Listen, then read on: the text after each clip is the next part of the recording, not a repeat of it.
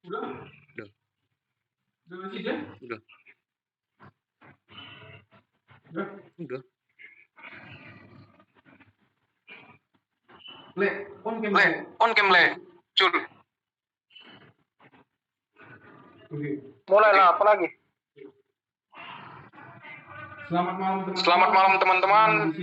Di sini kami akan mempresentasikan hasil dari kerja kelompok kami. Sebelum kami mempresentasikan, alangkah baiknya kami akan memperkenalkan diri kami. Saya Ferdinand Tua Silaban dan teman kami. Saya Sandi Rapido Panjaitan. Saya Gilbert Erlangga Lubis. Baiklah, di sini saya akan mempresentasikan hasil dari kerja kelompok kami. Sandi untuk men-screen.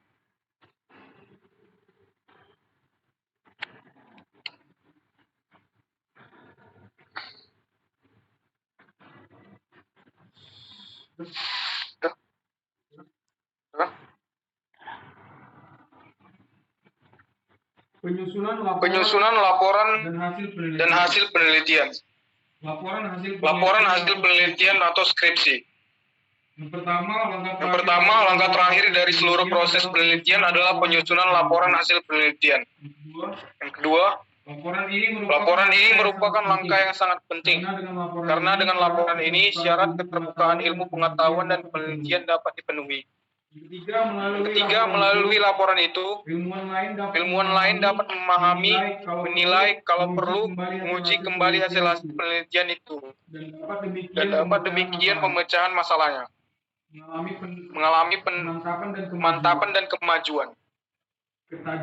Ketajaman ilmu seseorang penelitian akan tercermin dalam laporan penelitian yang disusunnya.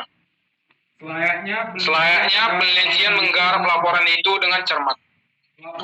Laporan harus disusun dan ditulis menurut tata tulis penulisan ilmiah yang lazim sesuai dengan panduan.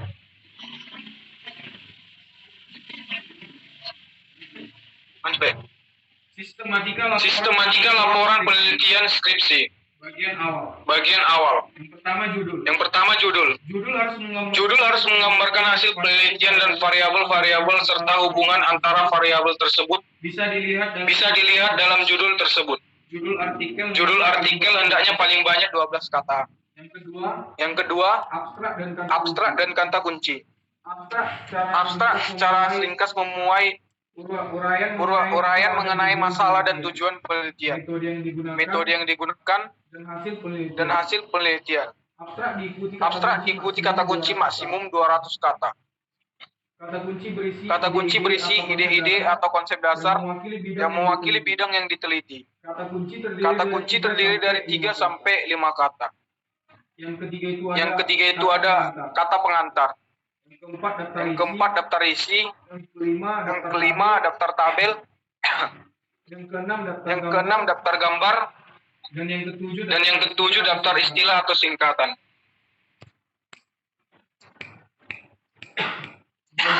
Bagian akhir 1. Daftar pustaka. Memuat sumber-sumber yang diacu di dalam penulisan artikel. Hanya sumber-sumber yang digunakan yang dimuat dalam daftar pustaka. Yang kedua, lampiran. Di antaranya kuesioner, output, olah data jika perlu. Hasil simulasi, riwayat hidup, dan time schedule.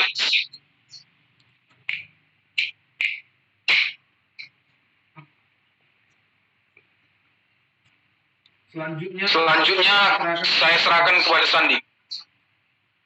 Laporan hasil penelitian atau skripsi. Langkah terakhir dari seluruh proses penelitian adalah penyusunan laporan hasil penelitian. Yang kedua, laporan ini merupakan langkah yang sangat penting dengan laporan ini.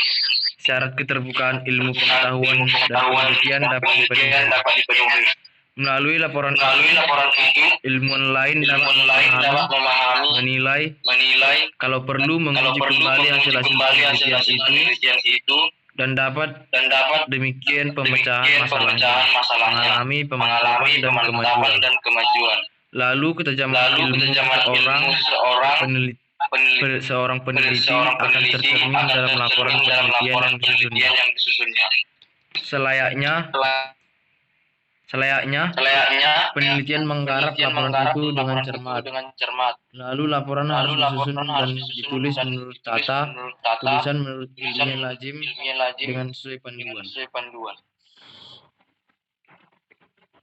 Penyusunan artikel jurnal ilmiah untuk publikasi hasil penelitian.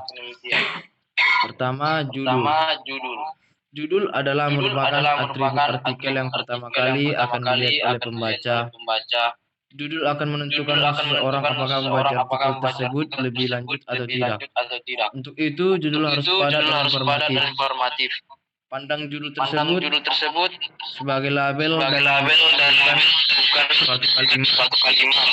Hindarkan menggunakan kata dan juga apakah judul secara efektif telah berkomunikasikan dan poin-poin utama artikel.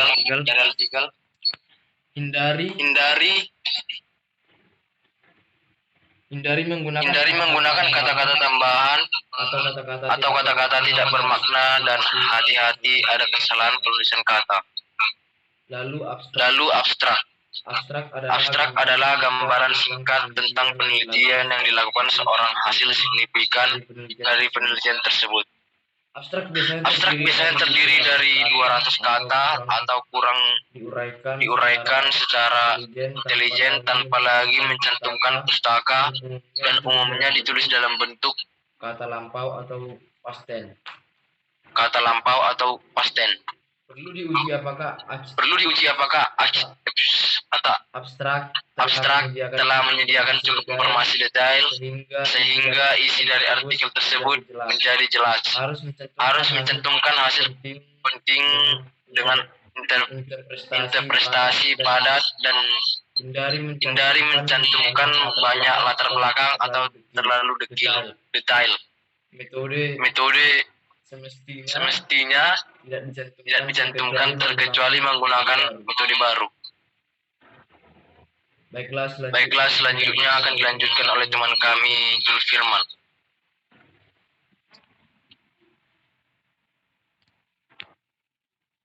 Pendahuluan menggambarkan latar belakang, tujuan, serta manfaat penelitian berkaitan dengan topik yang telah ditentukan pada pendahuluan. Tidak menstilasi keseluruhan literatur, hanya menstilasi literatur penting saja, berhubungan langsung dengan eksperimen dari metode yang digunakan untuk melakukan pengukuran. Dengan kata lain, tidak melakukan review yang ekstentif, definisi, terminasi khusus atau singkatan digunakan selanjutnya. Hasil perlu diperhatikan untuk tidak mencantumkan keseluruhan data dalam bentuk teks.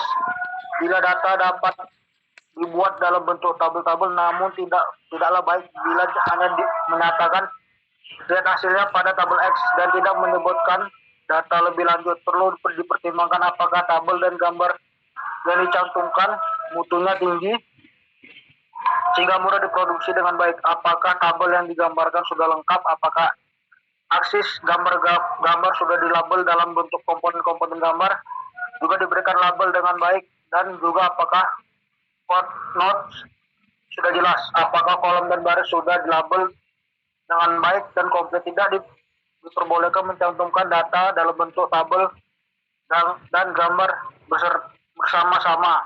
Harus dipilih cara yang paling efektif untuk mengumpulkan data tersebut. Grafik digunakan bila data menunjukkan tren yang besar sehingga dapat dibuat gambar yang menarik.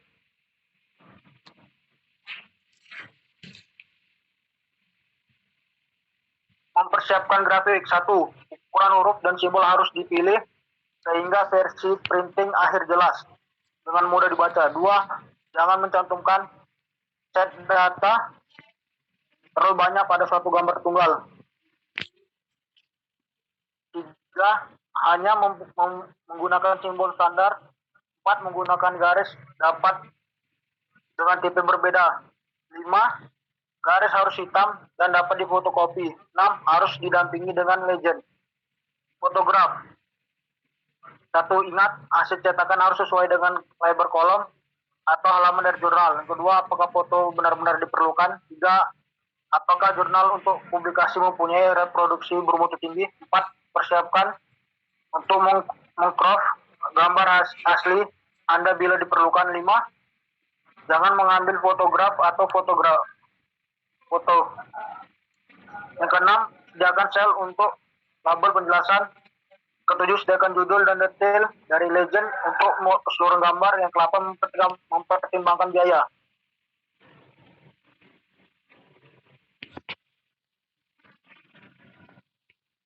Diskusi.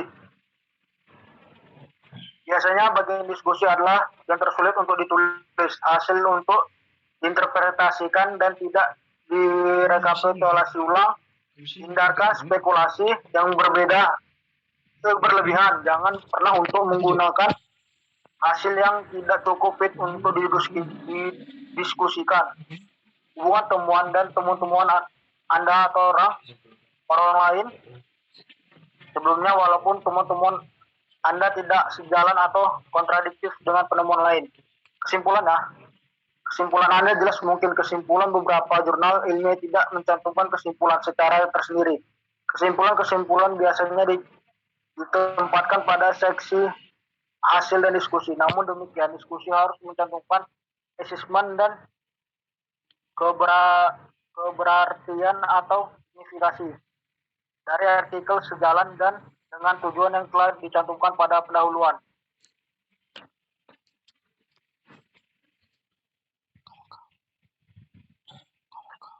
Baiklah, sekian dari hasil diskusi kami atau presentasi kami. Jika ada kesalahan kata, kami meminta maaf.